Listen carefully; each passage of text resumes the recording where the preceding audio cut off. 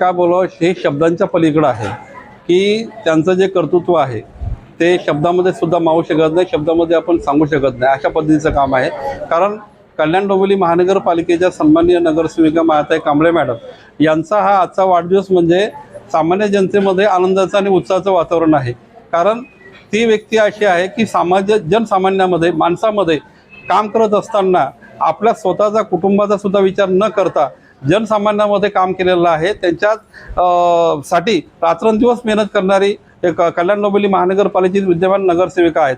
आणि त्यांचा हा जो प्रवास आहे फक्त आत्ता नगरसेविका राजकीय क्षेत्रामध्ये जरी आल्या असला तरी सामाजिक क्षेत्रामधून तर आत्ता राजकीय जो प्रवास आहे तो अत्यंत संघर्षदायक आहे. आणि आंबेडकरी चळवळीची बुद्धशाहू फुले आंबेडकर चळवळ जी आहे ती चळवळ सतत गतिमान राहावं यासाठी सातत्याने काम करत राहणाऱ्या मायाताई कांबळे मॅडम यांचा हा वाढदिवस आमच्यासाठी आदर्श असं वाढदिवस म्हणून साजरा होतोय आज.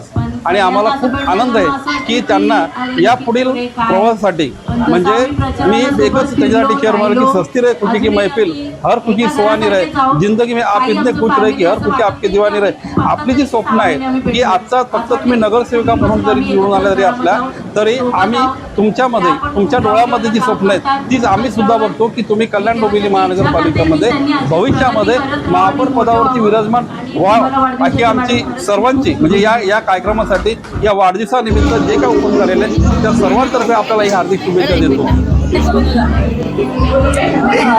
सर्वांना जय महाराष्ट्र, जय भीम. आज पॅनल क्रमांक 10 मधील माझ्या सहचरणी मायाताई कांबळे यांच्या वाढदिवसानिमित्त पहिले तर मी त्यांना खूप खूप शुभेच्छा देते की मॅडम तुम्हाला वाढदिवसाच्या खूप खूप शुभेच्छा. आपण पॅनल क्रमांक 10 मधील अशोकनगर विभागामध्ये आज त्यांच्या वाढदिवसानिमित्त मॅडमनी गरजू मुलांना वह्या वाटप तसंच ज्येष्ठ नागरिकांना छत्री वाटपचा आज कार्यक्रम ठेवला होता.